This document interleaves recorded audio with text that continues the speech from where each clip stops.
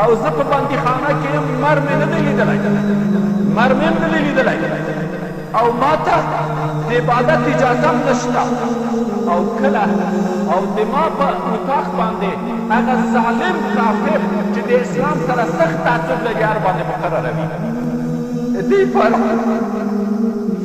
ما ته ډېر تاسو هغه راکړه، تکلیف راکړه. یو عسکر یې په ما مقرر کړی وه، دا سخت تا به په ما مقرروي. هغو به څه وکړم؟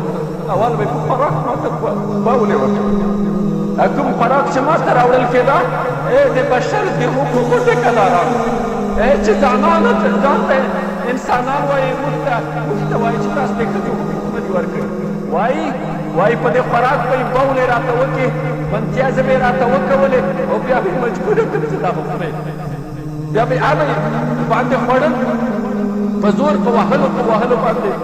او د قرآن بې حرمتي د ما په مخ کې کوله، د ما په مخ کې قرآن د پښو لاندې کوله، په ځمکو یې ویشتله د دغې کافرانو. او بیا یو عسکر وه، دریز رایس په نامه باندې، دا ډېر ظالم عسکر وه، د ټولو په مخ کې په ماجد سپېری وکړ.